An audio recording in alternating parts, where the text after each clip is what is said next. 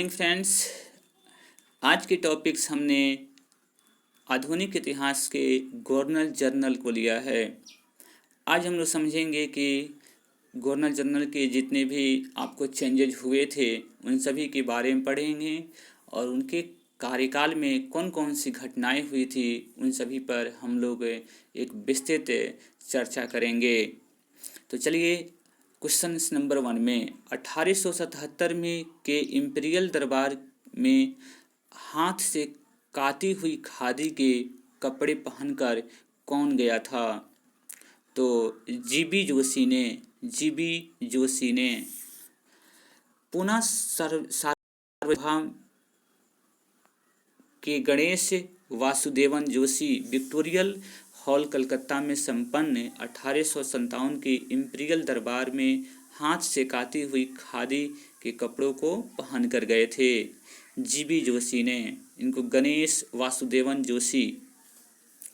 बंगाल के राजस्व का स्तमरारी बंदोबस्त अर्थात अस्थाई बंदोबस्त किसने लागू किया था? तो अस्थाई बंदोबस्त कॉर्नवालिस ने लागू किया था। कॉर्नवालिस ने वार्षिक लगान के स्थान पर 1790 में 10 वर्षीय लगान व्यवस्था लागू की और घोषणा की गई कि कोर्ट ऑफ डायरेक्टर्स से स्वीकृति प्राप्त हो जाने पर इस व्यवस्था को स्थायित्व प्रदान किया जाएगा। डायरेक्टरों के स्वीकृति मिलने के बाद 22 मार्च 1793 को 10 वर्षीय प्रबंधन अस्थायी कर दिया गया। भू राजस्व की यही व्यवस्था स्तमरारी बंदोबस्त या अस्थाई बंदोबस्त के नाम से जानी जाती है। तीसरा नंबर क्वेश्चन है कि निम्नलिखित में से किसके द्वारा बंगाल का अस्थाई मालगुजारी बंदोबस्त लागू शुरू किया गया था? तो आपको लॉर्ड कॉर्नवालिस से, इसलिए डी ऑप्शन हो जाएगा। क्वेश्चन नंबर 4 में देखते हैं, भारत में राजस्व एकत्रित करने में अस्थाई बंदोबस्त की प्रणाली शुरू की गई थी। तो लॉर्ड कॉर्नवालिस के द्वारा, option number D. 5 number question है कि ब्रिटिश शासन के दौरान तत्कालिक मद्रास प्रेसिडेंसी में रैयतवाड़ी प्रणाली की शुरुआत किसके द्वारा किया गया था? तो थॉमस मुनरो द्वारा रैयतवाड़ी प्रणाली की शुरुआत की गई थी। थॉमस मुनरो जो मद्रास के 1820 ईस्वी से 1827 ईस्वी तक गवर्नर रहे, उन्होंने कुल उपज का तीसरा भाग भूमि कर का आधार मानकर रैयतवाड़ी पद्धति को मद्रास प्रेसिडेंसी में लागू कर दिया। मुनरो की भूमि कर व्यवस्था लगभग 30 वर्षों तक चली। तो रैयतवाड़ी पद्धति का आविष्कार किसने किया था, शुरुआत किसने की थी? तो थॉमस मुनरो ने। उसके बाद है 6ठा नंबर क्वेश्चन, भारत में ईस्ट इंडिया कंपनी का पहला गवर्नर जनरल कौन था? तो वारेन हेस्टिंग्स ने। भारत में ईस्ट इंडिया कंपनी का पहला गवर्नर जनरल 1773 ईस्वी में रेगुलेटिंग एक्ट के तहत बंगाल का गवर्नर जनरल वारेन हेस्टिंग्स को बनाया गया था। बंगाल का पहला गवर्नर जनरल कौन था? तो वारेन हेस्टिंग्स है। 8वां नंबर क्वेश्चन है, कब और किस महाराज पाल गवर्नर जनरल ने भारत में अंग्रेजी को शिक्षा का माध्यम बनाने का निर्णय लिया? तो लॉर्ड वेवेल होगा। लॉर्ड विलियम बेटिंग 1835 ईस्वी में। 1835 ईस्वी में लॉर्ड विलियम बेटिंग ने एक प्रस्ताव द्वारा अंग्रेजी को भारतीय शिक्षा का माध्यम मान लिया। इसके तहत अधोमुखी निषेधन सिद्धांत को अपनाया गया, अर्थात शिक्षा समाज के उच्च वर्गों को दी जाए। इस वर्ग से छन कर ही शिक्षा का असर जन समाज तक सामान्य तक पहुँचेगा। लॉर्ड विलियम बेटिंग के 1835 के द्वारा। 9 नंबर क्वेश्चन है कि अंग्रेजों ने भारत में रेलवे किस उद्देश्य से शुरू की थी? तो ब्रिटिश वाणिज्य और प्रशासनिक नियंत्रण की सुविधा के लिए अंग्रेजों ने भारत में रेलवे की शुरुआत की थी। अंग्रेजों ने भारत में रेलवे की ब्रिटिश वाणिज्य और प्रशासनिक नियंत्रण की सुविधा के लिए शुरू की गई थी। 10 नंबर क्वेश्चन हैं, 1853 में लॉर्ड डलहौजी ने जो पहली टेलीग्राफ लाइन शुरू की वह किस किस के बीच में थी? टेलीग्राफ लाइन तो आपको कलकत्ता और आगरा के बीच कब की गई थी? 1853 ईस्वी में। 1851 में प्रायोगिक तौर पर कलकत्ता एवं डायमंड हार्बर के बीच टेलीग्राफ लाइन शुरू की गई थी। 1853 में टेलीग्राफ लाइन कलकत्ता और आगरा के बीच शुरू की गई थी। इसमें प्रायोगिक तौर पर कब किया गया था? तो 1851 में कलकत्ता और डायमंड हार्बर के बीच। निम्नलिखित में से किस सन में कलकत्ता और आगरा के बीच टेलीग्राफ लाइन शुरुआत खोली गई थी? तो 1853 में। राज अपहरण नीति सबसे पहले किस भारतीय रियासत पर लागू की गई थी? राज अपहरण नीति तो सतारा पे, सतारा।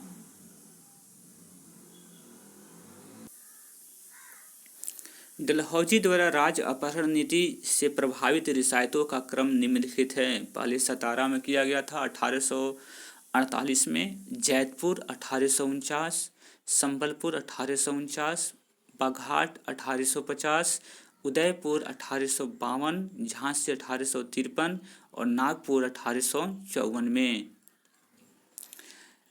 13 नंबर क्वेश्चन से किस भारतीय राज्य पर कब्जा करने के लिए राज अपहरण नीति को नहीं अपनाया गया था?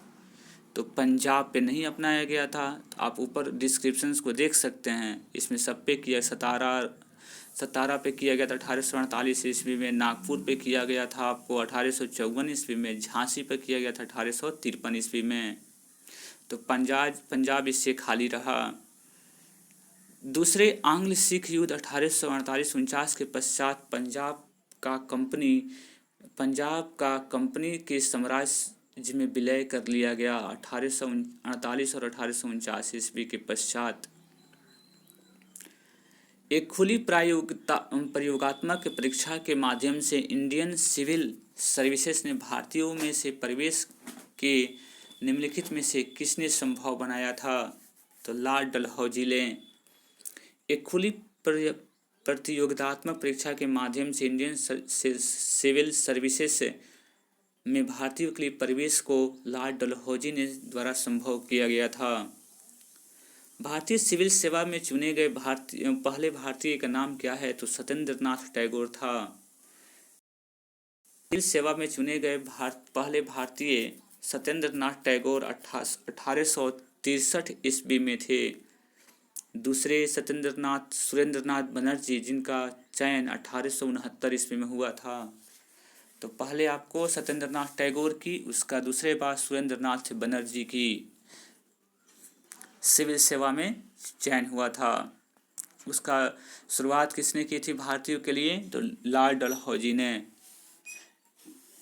भारतीय सिविल सेवा में अर्हता प्राप्त प्रथम भारतीय कौन थे?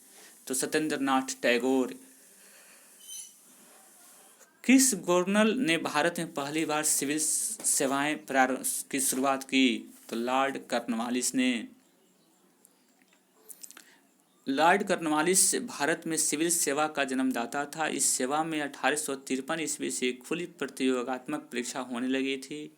यह परीक्षा प्रारंभ में इंग्लैंड में होती थी, लेकिन 1923 ईस्वी से यह भारत में भी होने लगी। तो भारत में सिविल सेवा परीक्षा की शुरुआत कब से हुई? 1923 ईस्वी से। इंग्लैंड के हाउस ऑफ कॉमन्स द्वारा भारत के किस गवर्नर जनरल पर महाभियोग चलाया गया था? तो आपको वारेन हेस्टिंग्स के द्वारा। इंग्लैंड में हाउस ऑफ कॉमन्स द्वारा वारेन हेस्टिंग्स पर महाभियोग चलाया गया। वर्क ने हेस्टिंग्स को चूहा और नेवला, एक झूठा बैल का ठेकेदार और अन्याय का मुखिया इत्यादि संज्ञाओं को संबोधित किया था। आइए इस मैचिंग को देखते हैं। लॉर्ड क्लाइव बंगाल में दैत्य शासन लॉर्ड क्लाइव से संबंधित है। लॉर्ड वेलेस्ली सहायक संधि से। लॉर्ड डलहौजी आपको राज विलय नीति से, और लॉर्ड कर्जन भारतीय विश्वविद्यालय अधिनियम से संबंधित है। गवर्नर जनरल और उनसे संबंधित क्रियाकलापों का सुमेलन निम्न अनुसार है। लॉर्ड क्लाइव बंगाल में दैध शासन, लॉर्ड सहायक संधि, लॉर्ड डलहौजी राज विलय नीति, लॉर्ड कर्ज भारतीय विश्वविद्यालय अधिनियम। भारत का प्रथम वायसराय था लॉर्ड कैनिंग था। भारतीय परिषद अधिनियम 1858 के तहत ब्रिटिश साम्राज्य के अधीन नियुक्त भारत का प्रथम वायसराय लॉर्ड कैनिंग था। यह भारत के ईस्ट इंडिया कंपनी द्वारा नियुक्त अंतिम गवर्नर जनरल था। इसी के समय 1857 का ऐतिहासिक विद्रोह हुआ था, जिसके बाद शासन कंपनी के हाथों से ब्रिटिश सरकार के नियंत्रण में ले लिया गया।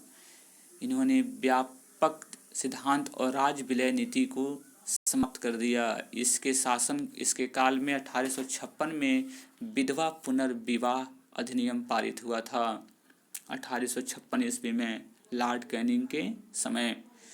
निम्नलिखित में से कौन भारत का पहला वायसराय था? Lord Canning. East India company का अंतिम गवर्नर जनरल और क्राउन के अधीन पहला वायसराय कौन था? तो लॉर्ड कैनिंग था। ईस्ट इंडिया कंपनी का लास्ट कौन था? Lord Canning. निम्नलिखित में से किसने राज अपहरण नीति को क्रियान्वित किया था? तो लॉर्ड कैनिंग ने। राज अपहरण नीति को क्रियान्वित किया था तो लॉर्ड डलहौजी ने। लॉर्ड डलहौजी द्वारा राज अपहरण नीति को क्रियान्वित था। इसका कार्य 1848 से 1856 ईस्वी के बीच था। किस गवर्नर जनरल का नाम राज अपहरण नीति के नाम से जुड़ा हुआ है? तो लॉर्ड डलहौजी। भारत का अंतिम वायसराय कौन था? भारत का अंतिम वायसराय लॉर्ड माउंटबेटन था। भारत का अंतिम वायसराय लॉर्ड माउंटबेटन था। लॉर्ड माउंटबेटन के शासनकाल में 4 जुलाई 1947 ईस्वी को ब्रिटिश संसद में इटली द्वारा भारतीय स्वतंत्रता विधेयक प्रस्तुत किया गया। यह 18 जुलाई को पारित किया गया था। भारत का अंतिम गवर्नर जनरल कौन था? तो सी गोपालाचारी। सी गोपालाचारी। बाबू देखिए दोनों क्वेश्चंस में अंतर क्या है। भारत का अंतिम वायसराय जब पूछेगा तो लॉर्ड माउंटबेटन, और भारत का अंतिम गवर्नर जनरल पूछा जाएगा तो सी राजगोपालाचारी।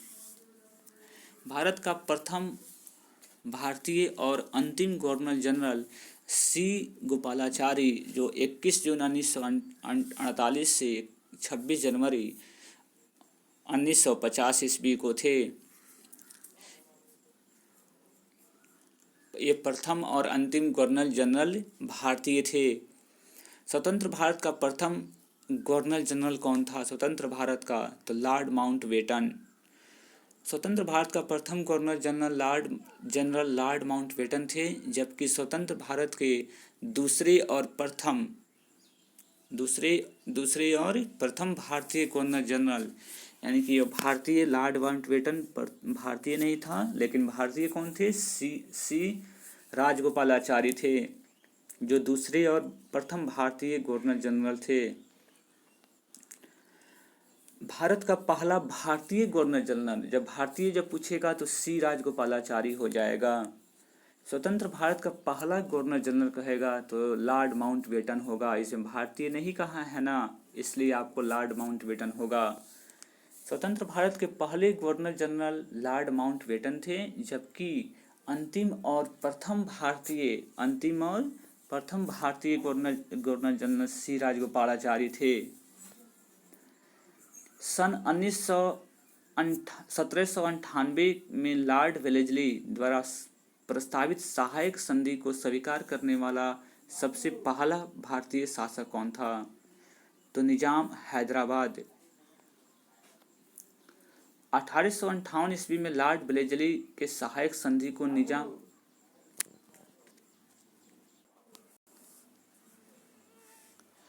1798 ईस्वी में लॉर्ड वेलेस्ली के सहायक संधि को निजाम हैदराबाद ने स्वीकार कर लिया था। भारत में सहायक संधि का प्रयोग ब्लेजली से पूर्व फ्रांसीसी गवर्नर डुप्ले ने किया था। 31 नंबर, किस गवर्नर जनरल के कार्यकाल के दौरान भारतीय राष्ट्रीय कांग्रेस बनी थी? तो लॉर्ड डफरिन।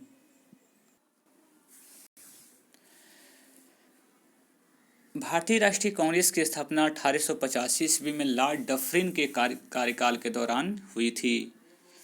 इसका प्रथम अधिवेशन मुंबई के गोकुलदास तेजपाल संस्कृत महाविद्यालय में सर बोमेश चंद्र बनर्जी की अध्यक्षता में हुई थी। क्वेश्चन नंबर 32, निम्नलिखित में से ब्रिटिश वह गवर्नर जनरल कौन है जिसने भारत में डाक टिकट शुरू किए थे? तो लॉर्ड डलहौजी ने डाक टिकट शुरू किए थे। भारत में डाक टिकट 1852 ईस्वी में शुरू करने वाला प्रथम गवर्नर जनरल लॉर्ड डलहौजी था। डलहौजी के काल में 1854 ईस्वी में पोस्ट ऑफिस एक्ट पारित हुआ। इस एक्ट के तहत 3 प्रेसिडेंसी को एक महानिदेशक नियुक्त करने की व्यवस्था की गई। आइए क्वेश्चन नंबर 33, निम्नलिखित में से किसको लॉर्ड कर्जन का सबसे उपयोगी और महत्वपूर्ण सुधार माना जा सकता है? विशेषतः अविभाजित पंजाब प्रांत में रहने वाले लोगों से संबंध है। तो आपको कृषि सुधार, लॉर्ड कर्जन का सबसे उपयोगी और महत्वपूर्ण सुधार माना जाता है किसको? कृषि सुधार को। लॉर्ड कर्जन द्वारा सन 1901 ईस्वी में सर कालीन स्कॉट मॉनक्रीफ की अध्यक्षता में सिंचाई आयोग की नियुक्ति किया गया था। इसी के द्वारा झेलम नहर का निर्माण कार्य पूर्ण करवाया गया तथा अपर चिनाब, अपर झेलम और लोअर बारी दोआब नहरों का निर्माण कराया, अपने हाथ में ले लिया।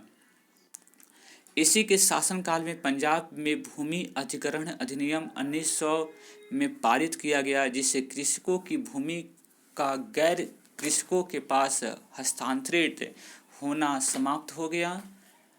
कर्जन के शासनकाल में शैक्षिक क्षेत्र में भारतीय विश्वविद्यालय अधिनियम 1904 बना। पुलिस सुधारों का तहत 1902 में रेफर फ्रेजर कमीशन का गठन हुआ था। 34 नंबर क्वेश्चन आइए, किस वायसराय के शासनकाल में पहला उद्योगशाला अधिनियम पारित किया गया? तो आपको लॉर्ड रिपन के शासनकाल में पहला उद्योगशाला अधिनियम किसके पारित किया गया था? तो लॉर्ड रिपन। लॉर्ड रिपन के शासनकाल 1880 से 1884 में के सन 1881 ईस्वी में प्रथम उद्योगशाला अधिनियम पारित किया गया। लॉर्ड रिपन का शासनकाल क्या था? तो 1880 से 1884। बंगाल के बंटवारे से किस ब्रिटिश वायसराय का संबंध है? बंगाल का बंटवारा जब हुआ था तो लॉर्ड कर्जन था। बंगाल के बंटवारे से लॉर्ड कर्जन का संबंध था। बंगाल विभाजन की घोषणा 19 जुलाई 1905 ईस्वी को हुई थी तथा 16 अक्टूबर 1905 ईस्वी से प्रभावी हुआ।